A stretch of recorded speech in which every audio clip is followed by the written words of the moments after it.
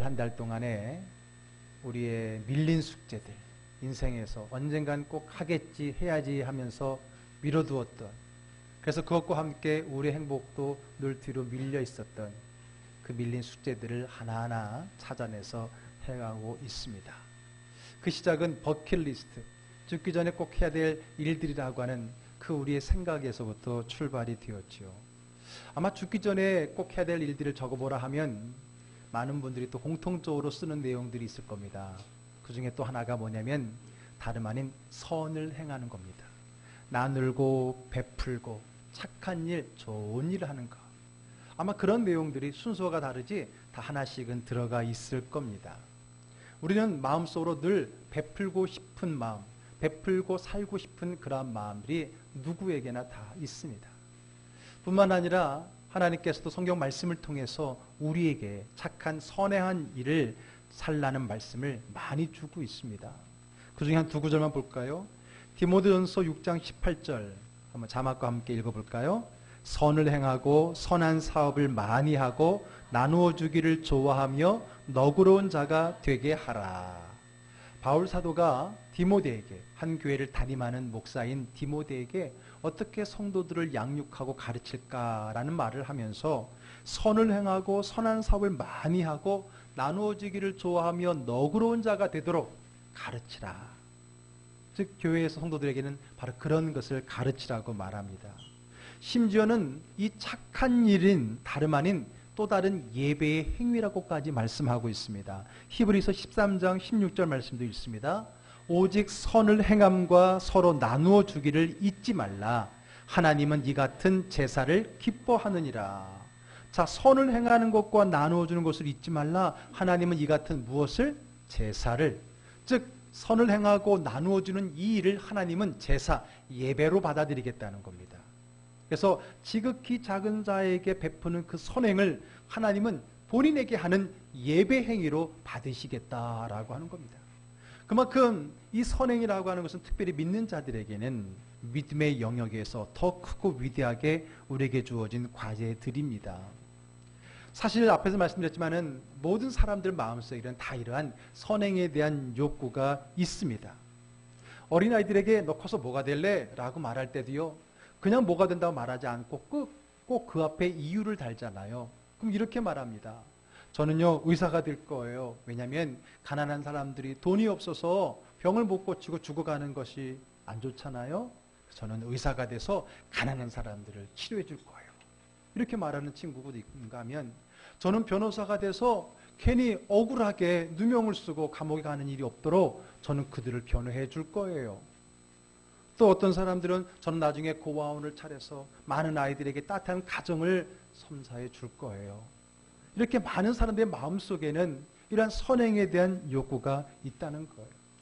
어른들도 마찬가지입니다. 이렇게 생각할 때가 있어요. 아, 나중에 내가 은퇴를 하게 되면 복지관 하나 지어서 사회에 봉사를 해야지.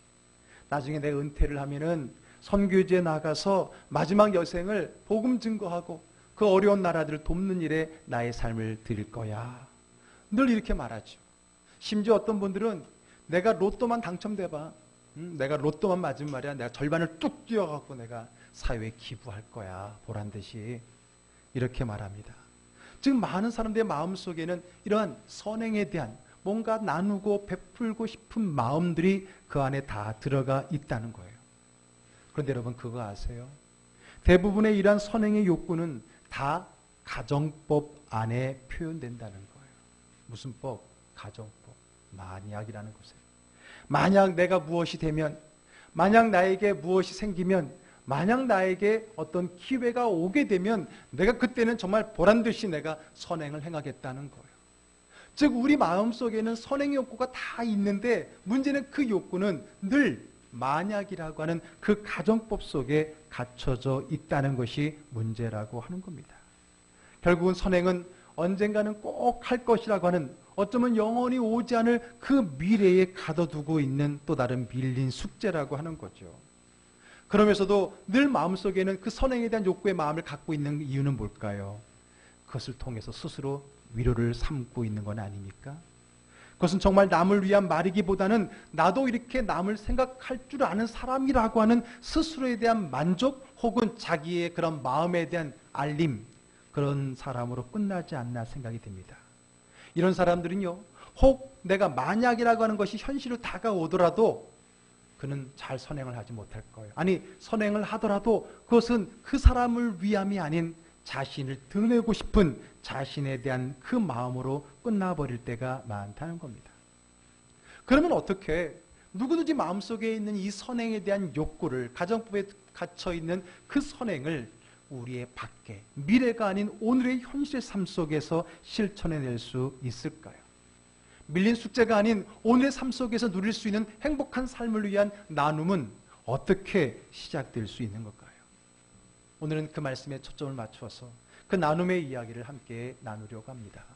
그러기 위해서는 그동안 우리 가운데 이 나눔에 대한 그런 잘못된 시각, 가치관, 그런 것들을 하나하나 고쳐 나아가야 될 것입니다.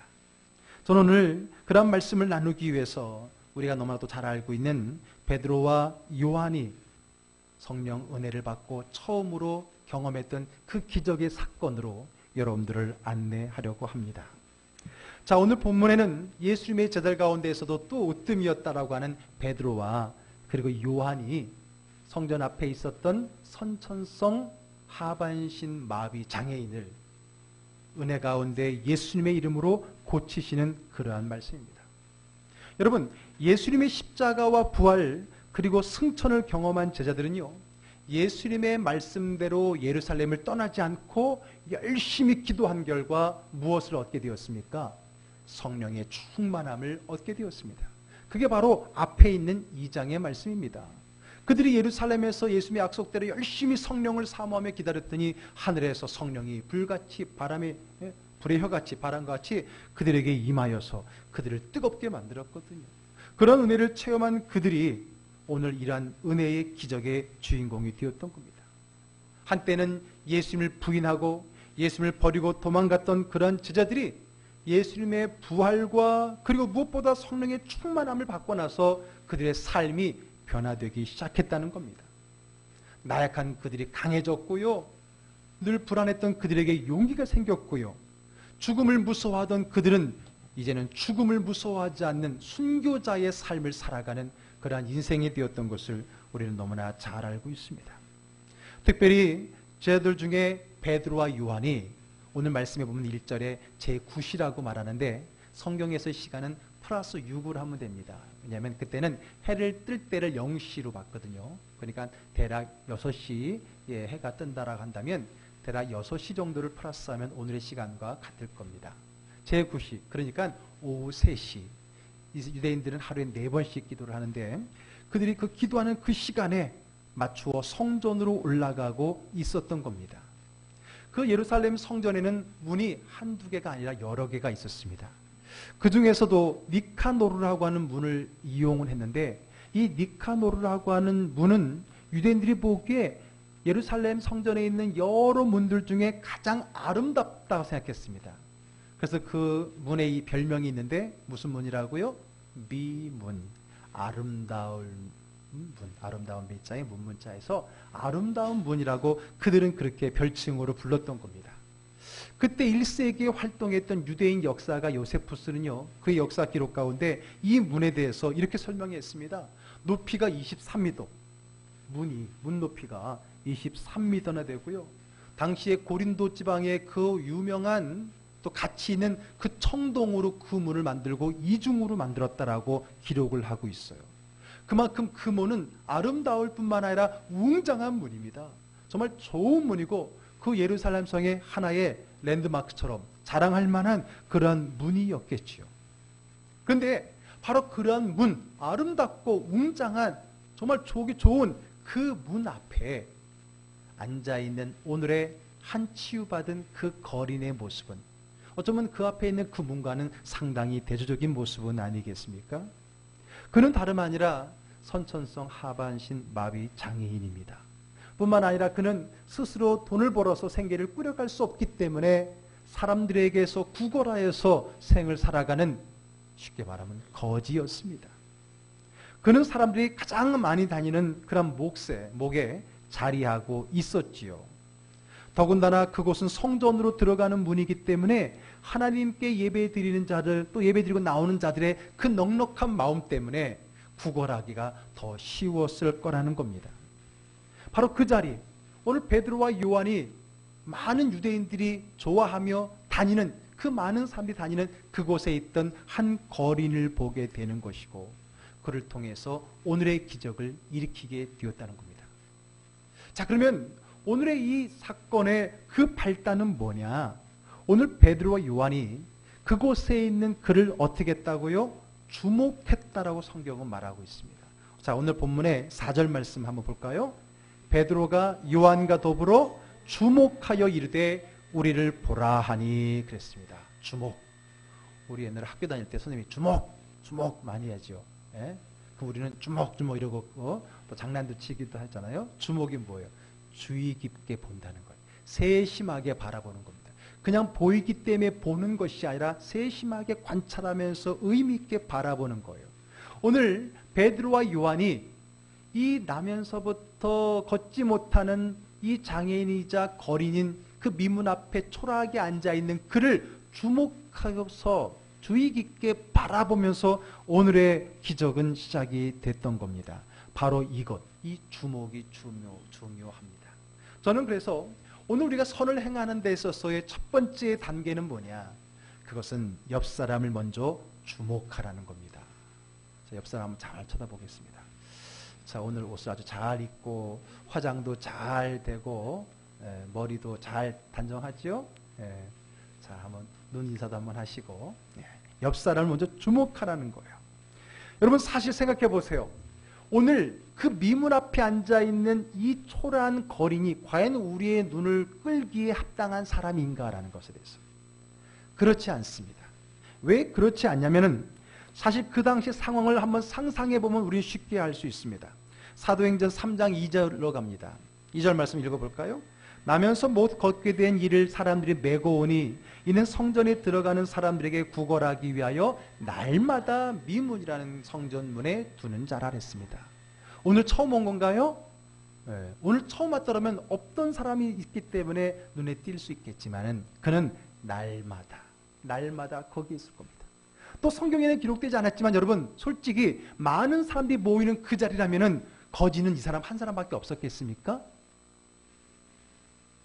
이 사람이 독점을 했을까요? 그럴 만한 힘도 없죠.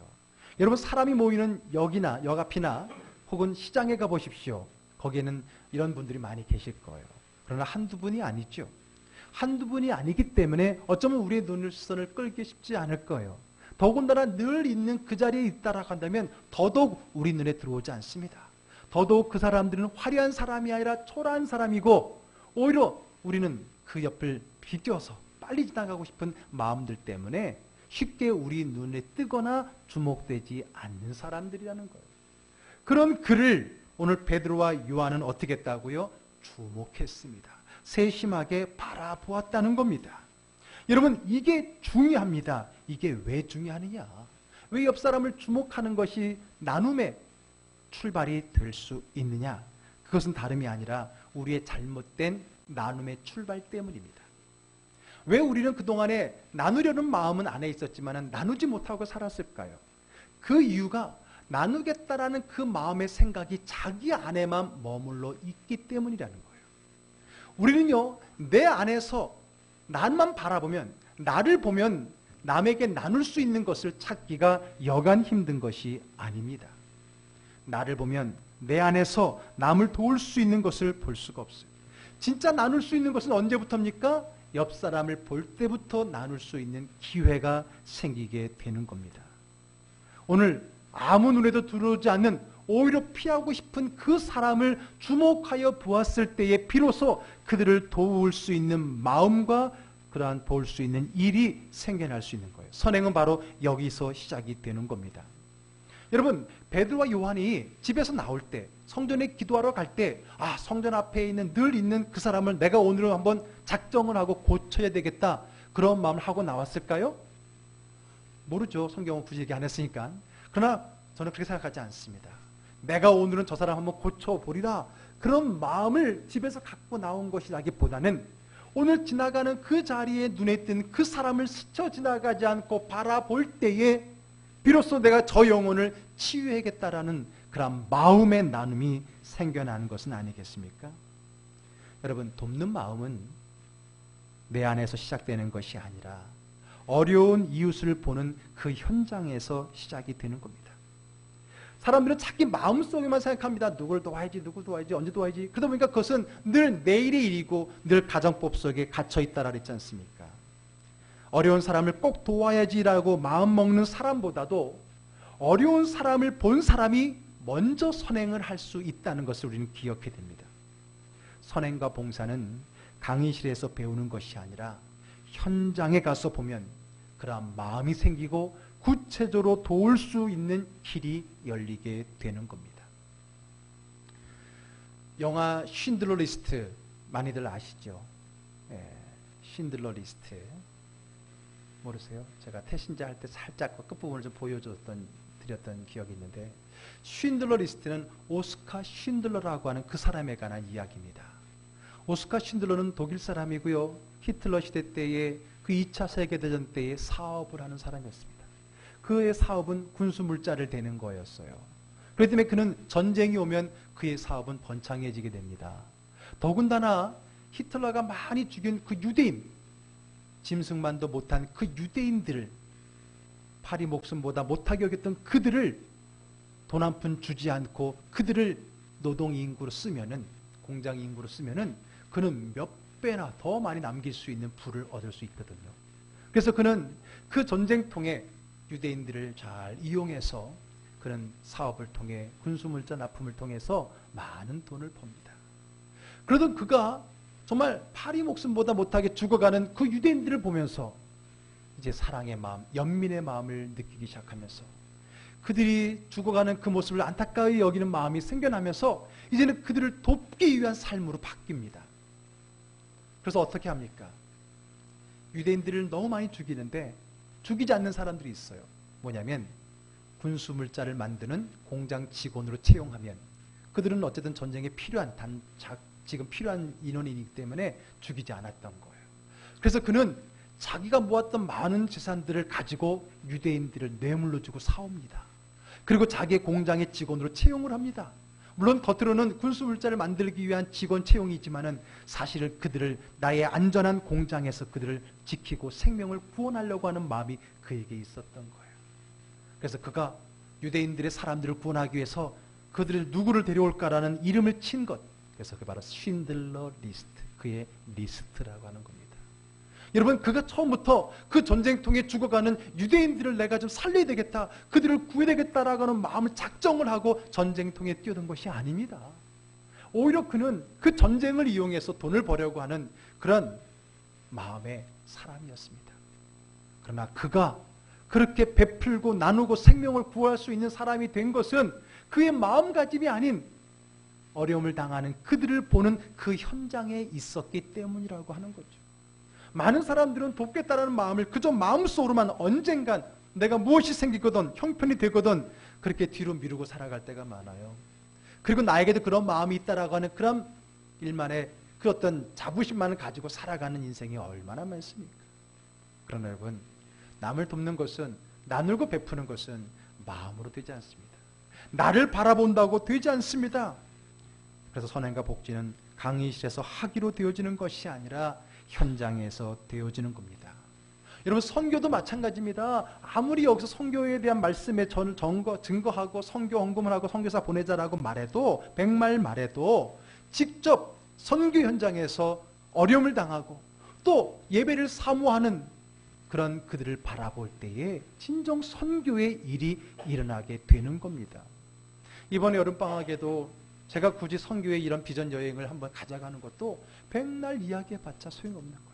가서 그 선교 현장 속에서 예배를 사모하고 그 예배를 기다리고 또 어려움을 당하고 있는 그 나라 사람들 그 모습을 볼 때에 굳이 가서 선교하란 말 안 해도 그들은 하게 되어 있는 거거든요.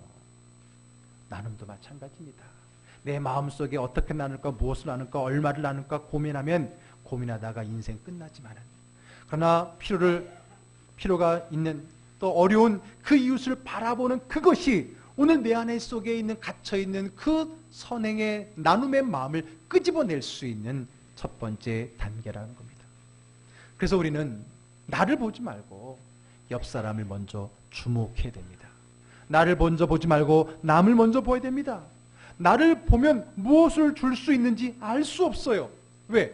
나를 보면 온통 다 내 것밖에 안 보이거든요. 여러분, 나를 보면 내 것밖에 안 보이고 나를 보면 부족한 것밖에 안 보여요.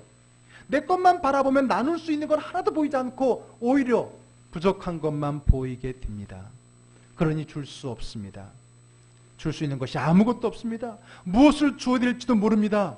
그러므로 이제는 첫 번째 우리의 시선을 남에게로 돌리는 거, 이웃에게로 돌리는 거, 옆 사람에게로 돌리는 거, 뭔가 필요를 위해서 앉아있는 그들을 바라볼 때에 비로소 우리의 나눔이 시작이 될 수 있는 겁니다. 이제 남을 먼저 보십시오. 그들의 필요를 먼저 보십시오. 그리고 나서 이제 나를 보아야 됩니다. 자, 그러면 두 번째는 뭘까요? 이제 나를 봅니다. 그러면 내 것이 보입니다. 그러면 두 번째는 내게 있는 것으로 주라는 겁니다. 첫 번째가 옆에 있는 이웃을 바라보는 거라면 두 번째는 이제 나를 바라보며 내게 있는 것을 그들에게 주는 것입니다. 남을 보게 되면 그들의 필요를 알지요.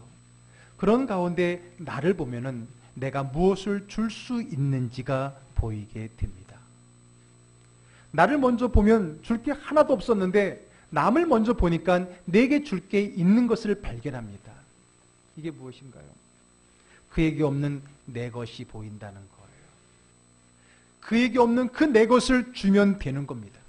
그 사람하고 나하고 있는 게 똑같다면 모르겠지만은 그렇지 않다면 그에게 없는 무언가가 나에게 있다면 바로 그것을 주는 것, 이게 나눔입니다. 여러분, 착각하지 마십시오. 많기 때문에 주는 것이 아닙니다. 남기 때문에 주는 것이 아닙니다. 그에게 없는 것이 나에게 있기 때문에 주는 겁니다. 그것은 많고 적음의 양의 문제가 아닙니다. 그 사람에게 없는 무언가가 나에게 있다면 우리는 그것을 줄 수 있는 거예요. 그러므로 작은 것을 하나를 가지고도 그 사람은 줄 수 있는 사람이 되는 거예요. 그러나 늘 자기만 바라보고 사는 사람은 많은 것을 가지고 있어도 하나도 줄 수 없는 삶을 살아가게 됩니다. 많기 때문에 주는 게 아니에요. 그에게 없는 것이 내게 있기 때문에 주는 겁니다. 너무 많아서 남아서 주는 것도 좋습니다. 왜냐하면 많아서 남는데 썩어 없어지는 건 그건 죄악입니다. 너무 많아서 썩어 없어졌다면 그건 정말 죄악이에요. 남아서는 당연히 그건 주어야 됩니다. 그러나 더 나아가서 많고 적음의 문제가 아니라 나에게 없는 것이 나에게 있다면 우리는 그것을 주면 됩니다. 그 주는 기준이 남에게 없는 것이면 되는 거예요. 그러다 보니까 우리는 자꾸만 나에게 없는 것을 주려고 하니까 문제가 돼요. 나에게 없는 것을 주려고 하니까 줄 수 없고 또 지금은 주지 못한다는 핑계를 대게 되는 겁니다. 그래서 사람들은 말합니다. 내가 돈이 많이 생기면, 내가 시간이 많이 생기면, 나에게 좀 여유가 생기면, 좀 나에게 급한 일 끝나면, 내가 로또만 되면, 늘 그렇게 지금 있는 것이 아닌 뭔가 더 생기면 내가 나눌 것이다 라는 생각으로 자기를 몰아가고 있습니다. 이것은 핑계입니다. 결국 이런 사람은 평생 아무것도 남기지 못하고 호성생활하다가 마지막 때에 슬피 우는 일을 후회하는 일이 있게 되는 겁니다. 여러분, 우리는 지금 버킷리스트 죽기 전에 꼭 하고 그것을 하면 행복할 것 같은 일들을 지금 하자는 얘기입니다. 그렇다면 이 나눔도 내가 넉넉할 때에 뭔가 더 생길 때 할 수 있는 미래의 이야기가 아니라는 거예요. 많고 적은 것 상관없이 남을 보면 그에게 없는 것이 내 것이 있다는 것을 발견하면서 그것을 줄 수 있을 때 우리는 진정한 나눔의 삶을 살고 그 나눔은 우리에게 내일이 아닌 오늘의 행복을 지켜주실 줄로 믿습니다. 아멘. 자, 또 오늘 본문으로 갑니다. 오늘 베드로가 요한이 늘 자기만을 봤을 때는 그곳에 거린이었던 그 사람의 눈에 들어오지 않았는데 그 사람을 바라볼 때에 비로소 내가 그에게 줄 수 있는 것을 발견하게 되는데, 그러면 베드로와 요한이 그에게 줄 수 있는 것이 무엇이었을까요? 6절로 가봅니다. 함께 읽습니다. 베드로가 이르되 은과 금은 내게 없거니와 내게 있는 이것을 내게 주노니 나사렛 예수 그리스도의 이름으로 일어나 걸어라. 아멘. 여러분, 그를 바라보니까, 또 나를 바라보니까, 아마 처음부터 나를 바라봤다면 나에게는 은과 금이 없기 때문에 줄 것이 없다라고 말했을지 몰라요. 그러나 그를 바라봤을 때 그의 진정한 필요를 보게 되고, 또 그에게는 없지만 나에게 있는 것을 발견했어요. 그게 뭐였어요? 은과 금이 아니라 예수님의 이름이었다는 겁니다. 여러분, 은과 금이 없기는 사실 베드로나 요한도 매한가지였어요. 솔직히 나는 건강해서 돌아다니고 있지만은 어쩌면 베드로와 요한도 이 거린 못지않게 남루한 평색이었을지 모릅니다. 어쩌면 크게 차이가 나지 않을지 몰라요. 그러나 그가 바라봤을 때, 그에게 없는 자기의 것을 발견했을 때 그것을 줄 수 있었고, 그것은 다름 아닌 어쩌면 그가 요구하는 은과 금보다 더 귀중한 그리스도의 이름이고 치유의 기적이었을 겁니다. 여러분, 없는 걸로 주려 하지 마세요. 없는 걸로 주는 게 아닙니다. 주님은 여러분들이 없는 것을 만들어서 주라고 말하지 않습니다. 여러분들이 있는 것, 우리로 말하면 내게 있는 것으로 나누라고 주님은 오늘 우리에게 말씀해 주고 계셔요. 그래서 오늘 나누기의 소제목이 뭐예요? 내게 있는 것입니다. 내게 있는 것을 나누라는 얘기지 없는 것 가지고 나누라는 얘기가 아닙니다. 창세기 18장에 가게 되면요, 아브라함이 인간의 모습으로 이 땅에 내려오신 하나님과 두 천사, 즉 3명의 나그네를 섬기는 장면이 나옵니다. 18장 4절 5절에 가볼까요? 물을 조금 가져오게 하사 3명의 나그네를 자기 장막으로 초청하면서 하는 얘기입니다. 당신들의 발을 씻으시고 나무 아래서 씻어서 내가 떡을 조금 가져오리니 당신들의 마음을 상쾌하게 하신 후에 지나가소서. 당신들이 종에게 오셨습니다. 그들이 이르되 내 말대로 그리하라. 여러분, 그러면 아브라함은 영안이 열려있기 때문에 비록 인간의 모습을 했지만 저분이 하나님이고 그 양쪽에 있는 사람이 수행하는 천사라는 것을 알았기 때문에 그랬습니까? 그것을 알았기 때문에 그랬습니까? 아닙니다. 어떻게 알 수 있냐고요? 오늘 이 말씀을 설명하고 있는 신약 성경에서 분명히 우리에게 가르쳐주고 있습니다. 히브리서 13장 2절에 오늘 이 본문을 생각하면서 이렇게 기록하고 있습니다. 손님, 다 같이 읽어볼게요. 손님 대접하기를 잊지 말라. 이로써 부지 중에 천사들을 대접한 이들이 있었느니라. 바로 오늘 이 아브람, 그리고 소돔성을 심판하러 갈 때에 그 천사들을 또 대접하고 자기 집에 들였던 그의 조카 롯, 그들을 생각하면서 기록한 말씀입니다. 부지 중에 모르는 가운데 하나님인지도 모르고 나그네를 대접하다가 그 중에는 하나님을, 천사를 대접한 사람도 있다라고 말합니다. 그러면 여러분, 오늘 아브라함이 정말 나그네를 잘 대접할 만한 그런 환경과 여건이었습니까? 아닙니다. 왜 아닌가 하면 사실 그도 나그네였기 때문입니다. 그는 창세기 12장 1절에 본토 친척 아비집을 떠나서 하나님이 지시한 이 땅에 와서 자기 이름으로 집 한 채 없이 떠돌아다니는 나그네였습니다. 그는 나그네였기 때문에 사실은 더 아픔을 가지고 살았는지 모르지요. 그는 누군가를 대접할 수 있는 만큼의 토착된 사람이 아니라 그 또한 그런 도움이 절실히 필요한 나그네였지만은, 그러나 자그만 이곳에 장막이 있다는 그것으로 나그네를 대접할 수 있었던 겁니다. 나중에 내가 이 땅을 갖게 되면, 나중에 내가 이 땅을 집을 사면, 내가 나중에 이 땅에 좋은 뭔가를 하면 그땐 나그네를 열심히 대접하리라가 아니라, 오늘 나도 나그네지만은 나에게 없는 물과 빵이 없는 그들을 향하여 오늘을 대접할 수 있는 그의 삶을 성경은 분명히 이야기하고 있습니다. 여러분, 없는 것을 주려면 우리는 평생 아무것도 주지 못합니다. 내게 있는 것으로 주어야 됩니다. 내게 있는 것으로 주어야 됩니다. 그리고 내게 줄 것이 무엇인가 있는가를 알려면 먼저 남을 보아야 된다라고 말씀드렸습니다. 오늘 이런 우리의 잘못된 이런 시각이 이렇게 변화될 때에 우리는 진정 오늘의 삶 속에, 내일이 아닌 오늘의 삶 속에 나누고 베풀고 선행을 행하며 그 속에서 하나님이 주시는 행복을 누리며 살 수 있습니다. 자, 그렇다면 오늘 베드로 요한은 앞에도 말씀드렸지만 거린과 크게 다르지 않다 그랬어요. 소유로 따지면, 또 행색으로 따지면 그랬을 거예요. 그는 더군다나 쫓기는 자였습니다. 예수님의 부활 소식을 전한다는 그것 때문에 많은 유대인들에게 쫓기고 자칫 잘못하게 되면은 이 거린보다 더 못한 신세가 될 수 있었습니다. 그럼에도 불구하고 그는 자기 형편을 보지 않았습니다. 자기 처지를 보지 않았습니다. 상대방을 보고 그에게 부족함을 보고 그에게 없는 내 것이 있는가를 발견하고 그것을 기쁨으로 줄 수 있었던 사람이라는 거죠. 그러면 베드로는 그에게 무엇을 주었습니까? 베드로에게는 있지만은 거린에게는 없는 것은 무엇이었습니까? 돈이요? 은과 금이요? 아닙니다. 아까도 말씀했지만 돈이 없는 것은 매 한 가지예요.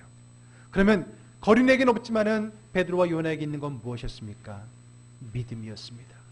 예수 그리스도의 이름의 능력이었습니다. 성령의 충만함이었습니다. 그것으로도 충분히 그를 줄 수 있습니다. 아니, 그에게 풍성하게 줄 수 있다는 걸 그는 알았어요.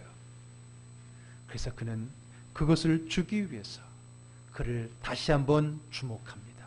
다시 한번 바라봅니다. 건성으로 자기에게 돈을 구하며 바라보며 구하는 그에게 오히려 강하게 말합니다. 그리고 그의 손을 잡습니다. 7절 8절 읽어볼까요?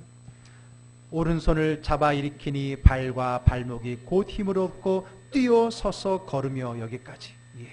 여러분, 그에게 거지가 여러분 깨끗하게 오늘 돈 벌러 가야 되니까 직장 아닙니까? 오늘 또 출근해야 되니까 깨끗하게 일어나서 씻고 그리고 그냥 머리에 무스도 바르고 옷도 딱 여미고 거린이 나왔을까요? 아닙니다. 거린은 오늘 일하러 나가면 오히려 깨끗한 것도 더 더럽게 하고 나와야 되겠죠? 그래야 더 불쌍히 여기고 한 푼에 더 줄 거 아닙니까? 그의 손이 깨끗했겠습니까? 깨끗한 건 둘째치고 그 냄새 때문에 아무도 가까이 가지 않았을 것입니다. 그런 그에게 손을 내밉니다. 그리고 그의 손을 붙듭니다. 그의 손을 잡고 일으키는 그 놀라운 그 나눔의 섬김의 마음은 바로 오늘 우리에게 요구되어지는 주님의 마음이 아니겠습니까? 그렇습니다. 먼저 나를 보니까, 내 것을 보니까 줄 게 하나도 없었습니다. 그러나 옆에 사람을 먼저 보고 나를 보니 줄 게 있어요. 그에게 없는 줄 것이 있다는 거예요. 그것을 주는 저와 여러분 되기를 주의 이름으로 축복합니다. 그러나 그럼 여기서 끝입니까? 주면 끝입니까? 아닙니다. 마지막, 우리가 신앙인이기 때문에, 우리가 믿는 자들이기 때문에 우리는 한 가지 더 해야 됩니다. 그게 뭘까요? 8절로 갑니다. 우리 8절만 한번 읽습니다. 뛰어서서 걸으며 그들과 함께 성전으로 들어가면서 걷기도 하고 뛰기도 하며 하나님을 찬송하니. 아멘. 그 사람을 벌떡 일으키고, 됐지? 한 거야? 내가 금보다 더 좋은 거 준 거야? 갈게. 빨리 가갖고 손 씻고 갔을까요? 아니에요. 오른손을 잡아 일으키니 발과 발목에 큰 힘을 얻고 뛰어서서 걸으며 누구와 함께? 그들과 함께 성전으로 들어가면서. 누구 편에서 기록이에요? 그 거지 편에서요. 그럼 그들은 누구예요?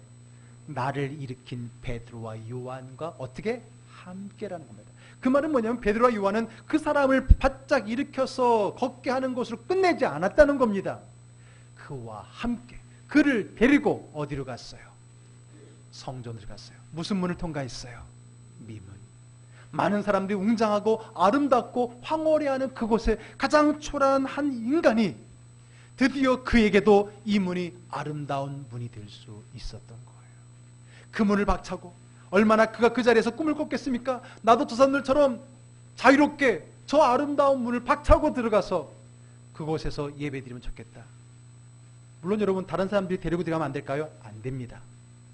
이스라엘의 그 정결 예법, 레위법은 굉장히 엄격해서 이런, 죄송하지만 장애 사람들이, 몸에 흠이 있거나 피 흘린 사람들, 그런 사람들, 레위법에서 말하는 정결법에 해당되지 못한 사람은 성전에 못 들어갑니다.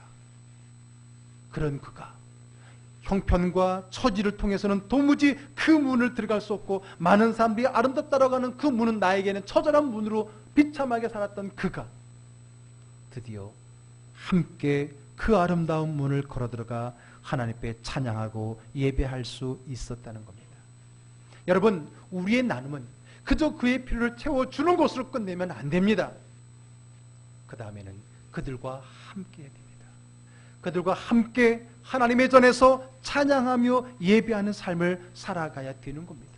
어쩌면 진정한 베드로가, 요한이 오늘 이 거린에게 주고 싶었던 것은 단순한 그의 육체의 치유가 아니라 그로 하여금 내가 경험하는 기쁨의 예배의 제단에 함께 들어가서 그 기쁨을 나누게 해주는 것이었을 겁니다. 그러기 위해서 먼저 필요했던 것이 그의 장애를 치유하는 것이었겠지요.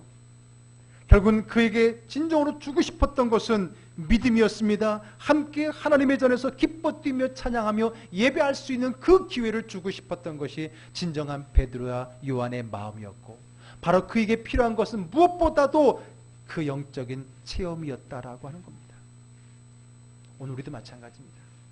누군가를 돕는다는 거 참 귀한 일이지만, 정말 우리가 믿는 자로서 돕는다라고 한다면 단순히 필요를 채워주는 것을 끝내지 않고 진정한 그의 영적인 체험, 그와 함께 할 수 있는 하나님의 나라에서의 기쁨을 우리는 생각하며 거기까지 이끌어줄 수 있는 사람들이 되어야 될 겁니다.